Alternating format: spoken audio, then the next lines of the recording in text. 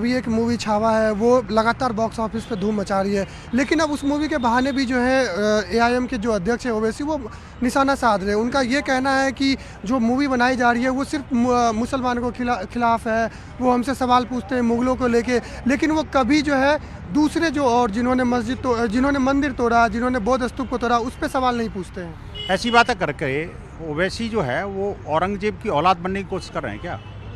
मुझे लगता है कि औरंगजेब जो है ना, औरंगजेब किसी का भाई नहीं था, किसी का मित्र नहीं था, किसी का रिश्तेदार नहीं था, उसका भारत और भारतीयता से कोई संबंध नहीं था। लेकिन ऐसी बात कह करके ऐसा लग रहा है कि जैसे दादा परदादा इनके औरंगजेब ही रहे हों। ये मुगलिया मानसिकता से बाहर आएँ और ये जो जिहादी एजेंडा जो भड़काऊ भाईजान ने अभी चला रखा है, जिसकी पार्टी के नाम में मुसलमान हो, वो हमसे पूछता है कि मुसलमानों से क्यों द्वेष करते हो तुम? बात सेकुलरिज्म की करते हैं और नाम इसका मुसलमान है, पार्टी के नाम में मुसलमान है। और जब औरंगजेब की बात आती है, औरंगजेब के काले कारनामों की बात आती है, औरंगजेब के जो बहसीपन और दरिंदगी, मैं कहता हूँ जानवर से भी ज़्यादा बदतर उसकी हालत थी। आप देखिए वहाँ संभाजी महाराज के साथ क्या क्या हुआ। क्या यही इस्लाम है? मैं कहता हूँ अंग्रेज़ की औलाद, आप औरंगजेब की औलाद अगर नहीं मानते तो अपने आप को तुरंत माफ़ी मांगनी चाहिए इनको, और ये कहना चाहिए हाँ औरंगजेब ने गलत किया, ये अमानवीयता की, दरिंदगी की और अमानुषिकता की हद है।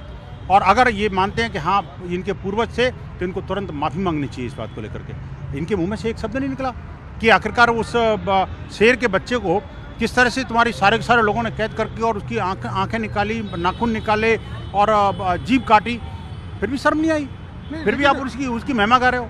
लेकिन उनका तो सवाल ये है कि हमसे 500 साल पहले की बात जो है वो मुगलों से हमें क्यों जोड़ा जाता है। वो मुगलों से जो है वो उनका कहना है कि हमारा उनसे रिश्ता नहीं था, वो समय खत्म हो गया है। भाई नहीं था तो फिर आपको दिक्कत क्या है? आपको देखना चाहिए फिल्म। मैं कहता हूँ अपनी जो तेलंगाना सरकार है उसको बोलिए इस फिल्म को टैक्स फ्री करें। मुँह में से एक शब्द क्यों नहीं निकलता भाई? आप क्यों नहीं अप्रिशिएट करते फिल्म को? आपको कहना चाहिए हाँ ये फिल्म अच्छी है।